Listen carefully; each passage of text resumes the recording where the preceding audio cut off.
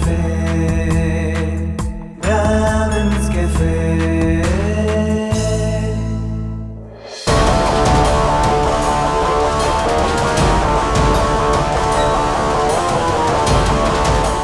ಏನೇ ಎಷ್ಟು ಧೈರ್ಯ ಇರಬೇಕು ನಿನಗೆ? ನನಗೆ ಗೊತ್ತಾಗ್ದಿರೋ ಹಾಗೆ ನನ್ನ ಮದುವೆನ ನೀನು ಡಿಸೈಡ್ ಮಾಡ್ತೀಯಾ? ಎಷ್ಟು ಧೈರ್ಯ ನಿಮಗಿರ್ಬೇಕು? ನನ್ನ ಫ್ರೆಂಡ್ಗೆ ಮೋಸ ಮಾಡಿ ಮದುವೆ ಆಗ್ತೀರಾ? ಶ್ರೇಯಸ್, ಮಾತಿಗೆ ಮಾತು, ಉತ್ತರಕ್ಕೆ ಉತ್ತರ ಕೊಡೋದು ನನಗೂ ಗೊತ್ತು. ಆದರೆ ನಾನು ನಿಮ್ಮ ಹಾಗೆ ಬೀದಿಲಿ ನಿಂತು ಬಡ್ದಾಡೋಳಲ್ಲ. ಹೋರಾಟಕ್ಕೂ ಹೊಡೆದಾಟಕ್ಕೂ ಡಿಫ್ರೆನ್ಸ್ ಇದೆ. ನಿಮ್ಮದು ಹೊಡೆದಾಟ, ಸ್ವಾರ್ಥ ಇದೆ. ನಂದು ಹೋರಾಟ, ಸ್ವಾರ್ಥ ಇರಲ್ಲ. ಹೋರಾಡೋರು ಗೆಲ್ತಾರ, ಹೊಡೆದಾಡೋರು ಗೆಲ್ತಾರ ಅಂತ ಮೇಲಿರೋ ಭಗವಂತ ನೋಡ್ಕೊಳ್ತಾನೆ. ಬಿಟ್ಬಿಡಿ, ಬರ್ತೀನಿ. ಒಂದು ನಿಮಿಷ ಕರ್ಣ, ಇದು 3 ನಿಮಿಷದಲ್ಲಿ 3 ಮಾತಲ್ಲಿ ಮುಗ್ದೋಗೋ ಮ್ಯಾಟ್ರಲ್ಲ. ಹೇಳೋದಕ್ಕೆ ತುಂಬ ವಿಷಯಗಳಿದೆ. ನಿನಗೆ ನನ್ನ ಬಗ್ಗೆ ಗೊತ್ತಿಲ್ಲ. ನಾನು ನೀನು ಅಂದ್ಕೊಂಡಷ್ಟು ಲುಚ್ಚ ಅಲ್ಲ. ಅದನ್ನು ನಾನು ಯಾವತ್ತೂ ನಿಮ್ಗೆ ಹೇಳಿಲ್ವಲ್ಲ.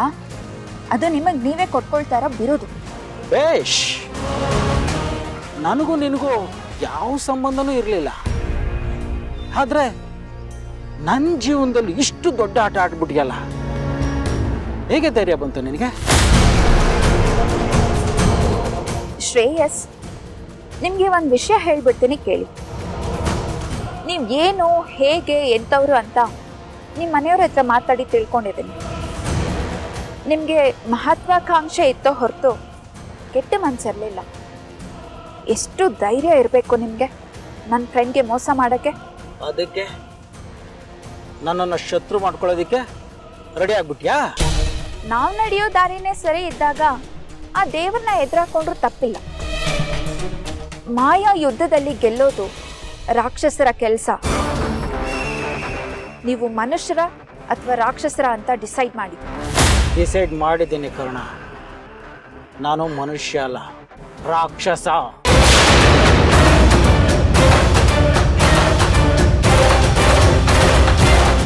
ಯಾವತ್ತಿದ್ರು ನಾನು ನಿನ್ನ ಶತ್ರುಗಳು ಅನ್ನೋದು ನಿನಗೆ ನೆನಪಿರಲಿ. ಆ ಜೊತೆಗೆ ಇಲ್ಲೊಂದಿಷ್ಟು ಕನಿಷ್ಠ ಒಪ್ಪಂದ ಇರಬೇಕು. ಮಾಡ್ಕೊಳ್ಳೋಣ? ಹೌದು ಮಿಸ್ ಕರ್ಣ, ನಾನು ನೀನು ಶತ್ರುಗಳು ಅನ್ನೋದು ನಮ್ಮನೆಗಾಗಲಿ ನಿಮ್ಮನೆಗಾಗಲಿ ಗೊತ್ತಾಗಬಾರ್ದು. ನಾನು ಆ ಥರ ನಡ್ಕೊಳ್ಳಲ್ಲ, ನೀನು ಆ ಥರ ನಡ್ಕೋಬೇಡ. ಓಕೆನಾ? ಒಪ್ಕೊಳ್ಳಲ್ಲ ಅನ್ಕೋ, ನನಗೇನು ಬೇಸರ ಇಲ್ಲ. ಈಗಾಗಿರೋ ಬೇಸರದ ಮುಂದೆ ಅದೇನು ಅಲ್ವೇ ಅಲ್ಲ ಬಿಡು.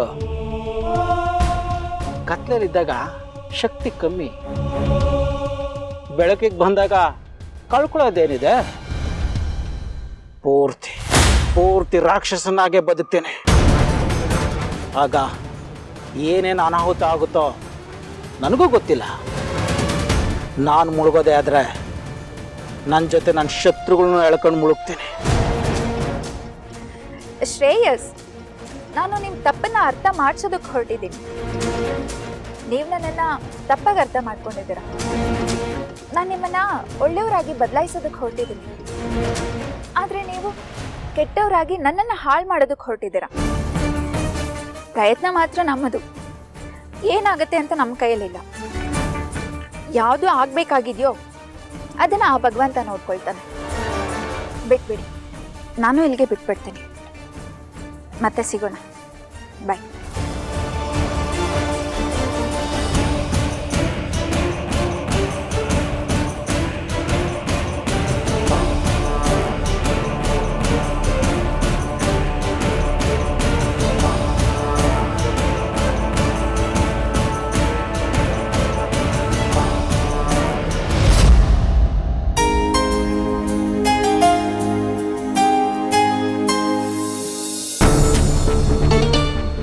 ಅರವಿಂದ, ಎಂತ ಅಮ್ಮ? ಬಾ. ಕಲ್ಪನಾ, ಅಮ್ಮ ಬಾ ಬಾ ಇಲ್ಲಿ. ನೋಡಿದ್ರಾ, ನಾನು ನಿಮ್ಗೆ ಆಗ್ಲೇನೆ ಹೇಳಿಲ್ವಾ ಇನ್ನು 10 ನಿಮಿಷದಲ್ಲಿ ನಿಮ್ಮ ಮಗ ನಿಮ್ಮ ಮನೆಗೆ ಬರ್ತಾರೆ ಅಂತ. ಹೇಗೆ ನಾನು ಚಾಲೆಂಜಲ್ಲಿ ಗೆದ್ಬಿಟ್ನಾ?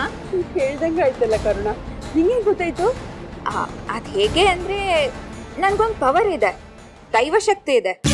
ಹಿಂಗೆ ಸುಮಾರು ವರ್ಷಗಳ ಹಿಂದೆ ನಾನು ಹಿಮಾಲಯಕ್ಕೆ ಹೋಗಿದ್ದಾಗ ಅಲ್ಲೊಬ್ರು ಅಘೋರಿಗಳು ನನಗೆ ಮಂತ್ರೋಪದೇಶ ಮಾಡಿ ಆ ಪವರ್ ಕೊಟ್ಟಿದ್ದಾರೆ. ಅದಕ್ಕೆ ನನಗೆಲ್ಲ ಗೊತ್ತಾಗತ್ತೆ.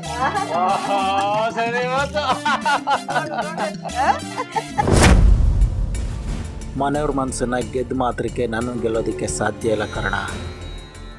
ಯಾವತ್ತಿದ್ರೂ ನೀನು ನನ್ನ ಶತ್ರು, ಅದು ನಿನಗೆ ಗೊತ್ತಿರಲಿ. ಶತ್ರು ಯಾರು ಮಿತ್ರರು ಯಾರು ಅನ್ನೋದು ಕೂಡ ಅರ್ಥ ಮಾಡ್ಕೊಳ್ದೆ ಅಡ್ಡ ದಾರಿಯಲ್ಲಿ ನಡೀತಾ ಇದೆಯಾ ಶ್ರೇಯಸ್. ನಿನ್ನ ಮನೆಯವ್ರನ್ನ ನಾನು ನನ್ನ ಮನೆಯವರು ಅಂತ ಅಂದ್ಕೊಂಡಿದ್ದೀನಿ. ಅವರಿಗೋಸ್ಕರ ನಿನ್ನನ್ನು ನಾನು ಬದಲಾಯಿಸೋದಕ್ಕೆ ಪ್ರಯತ್ನ ಮಾಡ್ತೀನಿ.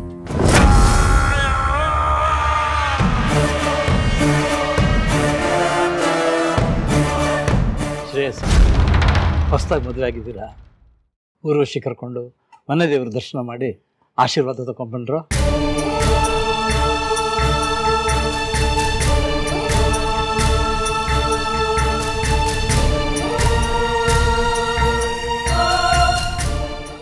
ನೀನ್ ಸುಮ್ಮನೆ ಅರವಿಂದ, ಅವ್ರಿಗೆ ಗೊತ್ತಾಗಲ್ವೇನೋ? ಹೋಗಿ ಬರ್ತಾರಪ್ಪ, ಆರಾಮ್ ಸರಿ ಹೋಗಿ ಬರ್ತಾರೆ ಅಲ್ವೇನಪ್ಪ ಶ್ರೇಯಸ್? ನೋಡ, ನಮ್ಮ ಮನೆ ದೇವ್ರ ಸನ್ನಿಧಿಯಲ್ಲೇ ನೀನ್ ಮದುವೆ ಮಾಡ್ಬೇಕು ಅನ್ಕೊಂಡಿದ್ವಿ, ಆದ್ರೆ ಆಗ್ಲಿಲ್ಲ. ಈಗೇನಾಯ್ತು? ಮದುವೆ ಎಲ್ಲ ಮುಗ್ದಿದೆ, ಗಂಡ ಹೆಂಡತಿ ನಗ್ನಗ್ತಾ ನಮ್ಮ ಮನೆ ದೇವ್ರಿಗೆ ಹೋಗಿ ಬನ್ನಿ. ಹಾಗೆ ದೈವಕ್ಕೂ ಹೋಗಿ ಬರ್ಬೇಕಪ್ಪ. ದೈವಕ್ಕೆ ಹೋಗ್ಲಿಲ್ಲ ಅಂದ್ರೆ ಕೋಪ ಬಂದ್ಬಿಡುತ್ತೆ. ಹೋಗಿ ಬರ್ತಾರೆ ಬಿಡಿ ಅಜ್ಜಿ, ಅದಕ್ಕೆ ಅಂತ ನಾನು ಆಲ್ರೆಡಿ ಕಾರ್ ಬುಕ್ ಮಾಡಿಬಿಟ್ಟಿದ್ದೀನಿ. ಅಯ್ಯೋ, ಅದ್ ಯಾಕಮ್ಮ ಕರುಣ, ನಮ್ ಶ್ರೇಯಸ್ದೆ ಕಾರ್ ಇತ್ತಲ್ಲ, ಅದ್ರಲ್ಲೇ ಹೋಗಿ ಬಂದ್ರೆ ಆಗ್ತಿತ್ತು. ಮತ್ ಯಾಕೆ ಬೇರೆ ಕಾರ್ ಬುಕ್ ಮಾಡ್ದೆ?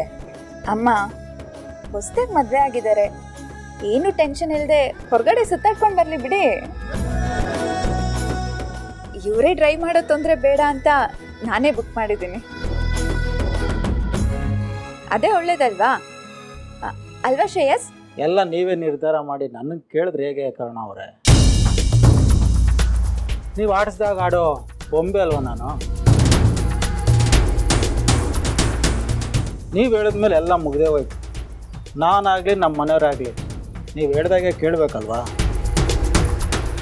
ಇಲ್ಲಾಂದರೆ ಆಮೇಲೆ ನೀವು ನನ್ನ ಮೇಲೆ ಕಂಪ್ಲೇಂಟ್ ಕೊಟ್ಟು ಜೈಲಿಗೆ ಕಳಿಸ್ಬಿಡ್ತೀರಾ. ಅದೇ ನನಗೆ ಹೆದರಿಕೆ.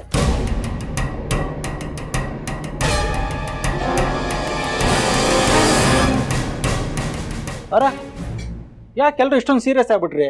ನಾನು ಸುಮ್ಮನೆ ತಮಾಷೆ ಮಾಡಿದೆ ಅಷ್ಟೇ.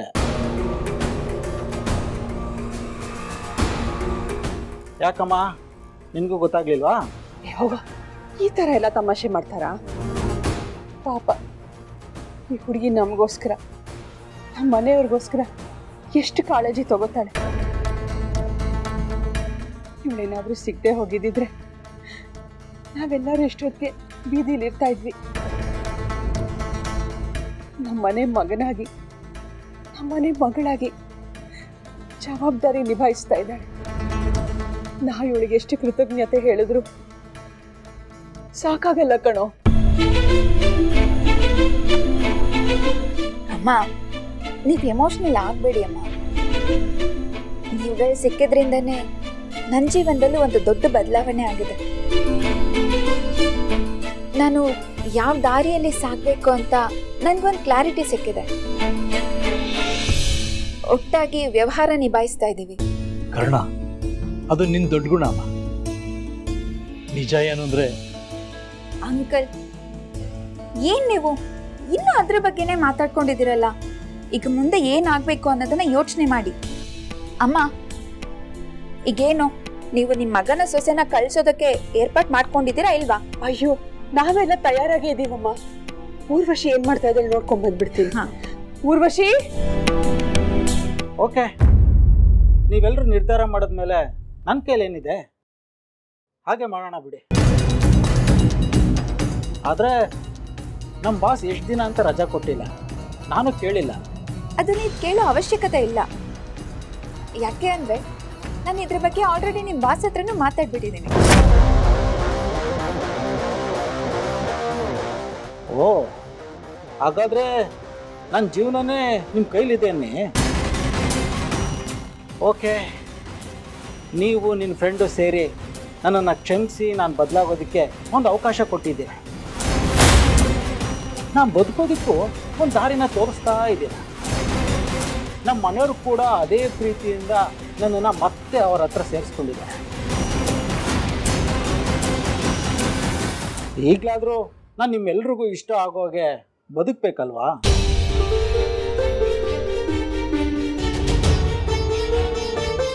ನೀವು ಹೇಳ್ದಾಗೆ ಆಗಲಿ. ಅಯ್ಯೋ ಅಯ್ಯೋ ಅಯ್ಯೋ ಕಲ್ಪನಾ,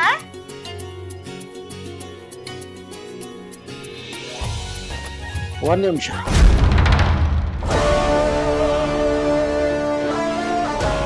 ನನ್ನನ್ನು ತುಂಬ ಆಟ ಆಡಿಸ್ತಾ ಇದೆಯಾ?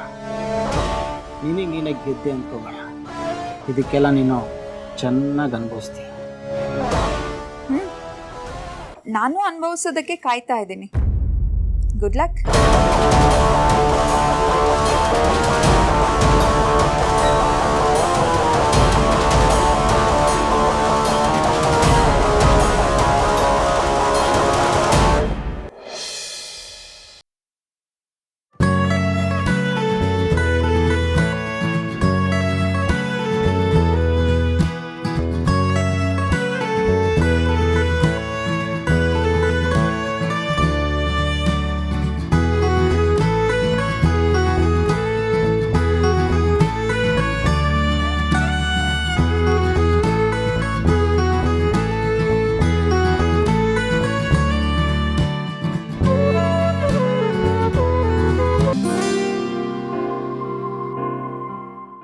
ವೈಭವ್, ಏನಪ್ಪ ತುಂಬಾ ಖುಷಿಯಾಗಿದ್ಯಾ?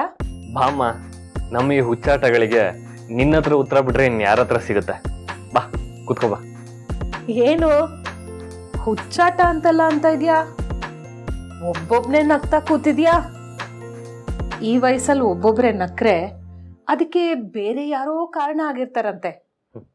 ಹಾಗೇನಾದ್ರೂ ಇದೆಯಾ? ಅಯ್ಯೋ ಅಮ್ಮ, ನೀನ್ ಅನ್ಕೊಂಡಿರೋ ತರ ಏನೂ ಇಲ್ಲ. ಗೊತ್ತಿಲ್ಲ, ಮೋಸ್ಟ್ಲಿ ಅಪ್ಪಂಗೂ ಇದೇ ತರ ಕನ್ಫ್ಯೂಸ್ ಆಗಿರ್ಬೇಕು ಅನ್ಸುತ್ತೆ ಈ ನಗು ನೋಡಿ. ಅದಕ್ಕೆ ಅವರು ಕೂಡ ತುಂಬಾ ಡಿಫ್ರೆಂಟ್ ಆಗಿ ಮಾತಾಡ್ತಾ ಇದ್ರು. ಹೌದಾ? ಯಾವಾಗ್ಲೂ ಏನ್ ಕೇಳಿದ್ರು ನಿಮ್ಮಪ್ಪ? ಆ ವಿಷಯ ಬಿಟ್ಟಾಕಮ್ಮ, ಮೊದಲು ಇದನ್ ಕೇಳು. ಈ ಶರ್ಟ್ ಯಾರದ್ ಗೊತ್ತಾ?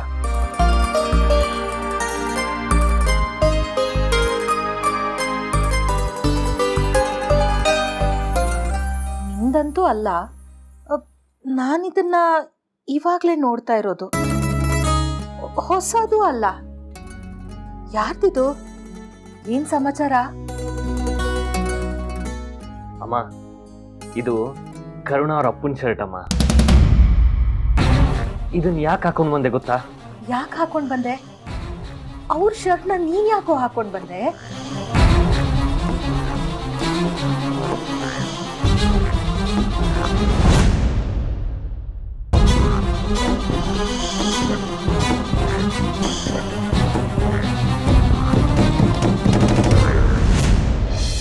ಓ, ಇದಾ ವಿಷಯ. ಸರಿನಪ್ಪ, ಇದನ್ನ ಎತ್ತಿಟ್ಟಿರು. ನಾಳೆ ಒಗ್ದು ಇಸ್ತ್ರಿ ಹಾಕಿ ರೆಡಿ ಮಾಡಿಟ್ಟಿರ್ತೀನಿ. ಹೋಗಿ ವಾಪಸ್ ಕೊಟ್ಬಿಡು. ಅಮ್ಮ, ವಿಷಯ ಅದಲ್ಲ. ಈ ಶರ್ಟ್ನ ಹಾಕೊಂಡಲ್ಲ, ಆಗ ನನ್ಗೇನೋ ಒಂಥರ ಡಿಫ್ರೆಂಟ್ ಫೀಲ್ ಆಯ್ತು. ಅತ್ತಂತ ಅಪ್ಪ ನೆನಪಾಗೋದ್ರು. ಅಲ್ಲ, ಕರುಣ ಅವ್ರ ಅಪ್ಪ ಮೇಲೂ ನನ್ಗೊಂಥರ ಗೌರವ ಬಂದ್ಬಿಡ್ತು. ಇದಕ್ಕೆಲ್ಲ ನೀನೇ ಕಾರಣನಾ? ನಾನಾ? ಏನೋ ಪೆದ್ದಾಗಿ ಹೇಳ್ತಾ ಇದೀಯಾ? ಏನೋ ಗೊತ್ತಿಲ್ಲಮ್ಮ, ನೀನು ಆ ಕರುಣನ ನೋಡಿದಾಗೆಲ್ಲ ಏನೋ ಒಂಥರ ಫೀಲ್ ಆಗುತ್ತೆ ಅಂತ ಹೇಳ್ತಾ ಇರ್ತೀಯ. ಅದನ್ನ ಕೇಳ್ತಾ ಕೇಳ್ತಾ ನನಗೂ ಒಂಥರ ಬೇರೆ ಗೌರವ ಹುಟ್ಕೊಂಡ್ಬಿಡ್ತು. ಈಗ ಅವ್ರ ಮನೆಯವ್ರ ಮೇಲೂ ಅದೇ ಭಾವನೆ ಬರ್ತಾ ಇದೆ. ಅವರೆಲ್ಲರೂ ನಮ್ಮವರು ಅನ್ಸುತ್ತೆ. ಇದೆಲ್ಲ ನೀನ್ ಬಿತ್ತಿರೋ ಭಾವನೆಗಳು ಅನ್ಸುತ್ತೆ. ಏನೋಪ್ಪ, ನನಗೂ ಇದೆಲ್ಲ ಅರ್ಥ ಆಗಲ್ಲ ಕಣೋ. ಆ ಹುಡುಗಿನ ನೋಡ್ದಾಗೆಲ್ಲ ಅವಳನ್ನ ನನ್ನ ಹತ್ರದಲ್ಲೇ ಇಟ್ಕೋಬೇಕು ಅನ್ಸುತ್ತೆ. ಈ ಜಾತಿ ಮತ ಪಂಥ ಅಂತೆಲ್ಲ ಇಲ್ಲದೆ ಇರ್ತಿದ್ರೆ ಅವಳೇ ನಮ್ಮನೆ ಸೊಸೆ ಆಗ್ಬಿಡ್ತಿದ್ಲೋ ಏನೋ. ನನಗಂತೂ ಈಗಲೂ ಅವಳನ್ನು ನೋಡ್ತಾ ಇದ್ರೆ ಕೆಲವು ಸಲ ಹಾಗೆ ಅನ್ಸುತ್ತೆ. ಆ ಕನಸು ಹಾಗೇ ಇದ್ದುಬಿಟ್ಟಿದೆ. ಅಮ್ಮ, ಆ ಥರದ ಕನ್ಸುಗಳನ್ನೆಲ್ಲ ಇಟ್ಕೊಳಕ್ ಹೋಗ್ಬೇಡ. ಯಾಕಂದ್ರೆ ನನ್ನ ಮೇಲೆ ಅಪ್ಪನ ಕನ್ಸುಗಳು ಬೇರೆನೇ ಇದೆ. ಅಂದರೆ ನಿನ್ನ ಮೇಲೆ ನನ್ನ ಕನಸುಗಳಿಗಿಂತ ನಿಮ್ಮ ಅಪ್ಪನ ಕನಸುಗಳೇ ಜಾಸ್ತಿ ಇದೆ ಅಂತ ಅನ್ನೋ. ಅಮ್ಮ, ನಿನ್ನ ಕನ್ಸುಗಳಿಗೆ ನನ್ನಲ್ಲೂ ಜಾಗ ಇಲ್ಲ, ಆ ಕರುಣಾ ಮನಸ್ಸಲ್ಲೂ ಜಾಗ ಇಲ್ಲ ಅಮ್ಮ. ನಮ್ಮಿಬ್ರು ಮಧ್ಯ ಆ ಭಾವನೆಗಳೇ ಇಲ್ಲಮ್ಮ. ನಾವಿಬ್ರು ಒಳ್ಳೆ ಫ್ರೆಂಡ್ಸ್ ಅಷ್ಟೇ. ಏನೋಪ್ಪ, ಭಗವಂತ ಯಾರ ಹಣೆಯಲ್ಲಿ ಏನು ಬರ್ದಿದಾನೋ ಯಾರಿಗೆ ಗೊತ್ತು. ಇದನ್ನೆಲ್ಲ ಬಿಟ್ಟಾಕಿ ಬೇರೆ ಕನ್ಸು ಕಾಣೋ. ಆಗ ನಿನ್ನ ಕನ್ಸುಗಳು ನನ್ನ ಮೇಲೆ ಇರುತ್ತೆ. ಅಯ್ಯೋ ನೋಡು, ನಿನಗೇನು ಹೇಳಕ್ ಬಂದೋ ಅದನ್ನೇ ಮರ್ತ್ಬಿಟ್ಟೆ. ನೀನು ನಾಳೆ ಕರುಣ ಮನೆಗೇನಾದರೂ ಹೋಗ್ತಾ ಇದೆಯಾ? ಹೋಗ್ಬೇಕು ಅಂದ್ರೆ ಹೋಗ್ತೀನಿ. ಏಕೆ, ಏನಾದರೂ ಕೆಲಸ ಇದೆಯಾ? ಅದು ಅವಳ ಹೋಟೆಲ್ ಉದ್ಘಾಟನೆ ದಿನ ಅವಳಿಗೆ ಕೊಡಕ್ಕೆ ಅಂತಾನೆ ಒಂದು ಸೀರೆ ತೆಗೆದಿಟ್ಟಿದ್ದೆ. ಆದರೆ ಅಲ್ಲಿ ಏನೇನೋ ಆಗೋಯ್ತು, ನಿನಗೆ ಗೊತ್ತಿದೆಯಲ್ಲ. ಅದನ್ನ ಹೇಗಾದರೂ ಮಾಡಿ ಅವಳಿಗೆ ಕೊಡಬೇಕು ಅಂತ ಇದ್ದೆ. ನೀನು ಹೋಗಿ ಕೊಡ್ತೀಯಾ?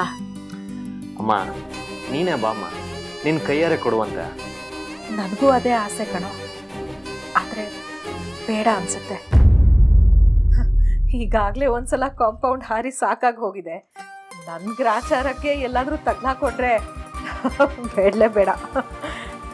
ಅದರಲ್ಲೇನಂತೆ, ಹೇಗೂ ಗಟ್ಟಿಯಾಗಿದೆಯಾ ಅಂತ ಪ್ರೂವ್ ಆಗಿದೆ. ಮತ್ತೆ ಇನ್ನೊಂದ್ಸಲ ಯಾರು ಅಂತ ಬಾ. ಹೋಗೋ ಮಗ, ಬೆಕ್ಕಿಗೆ ಚೆಲ್ಲಾಟ, ಇಲ್ಲಿಗೆ ಪ್ರಾಣ ಸಂಕಟ. ಬೆಳಗ್ಗೆ ಹೋಗುವಾಗ ಮರಿದೆ ಜ್ಞಾಪಿಸು, ಗೊತ್ತಾಯ್ತಾ? ಆಯ್ತು, ಮಲ್ಕೋ ನೀನು. Good night. ಸರಿ ಅಮ್ಮ, ಗುಡ್ ನೈಟ್.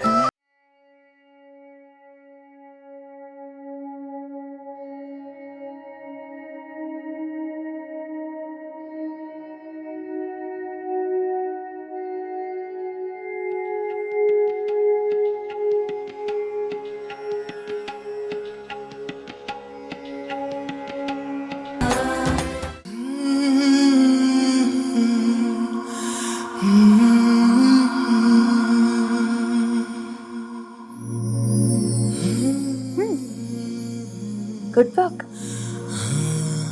ಚೆನ್ನಾಗೇ ಮಾಡಿದ್ದಾರೆ. ಪ್ರತಿಯೊಂದು ಕೆಲಸನೂ ಕಲೆನೇ.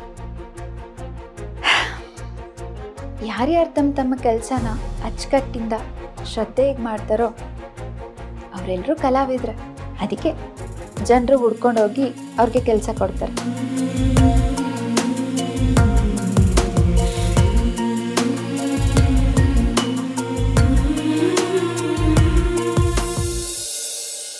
Sapa maga maga re ga re sa ni re ga sa ni re ga sa ni sa.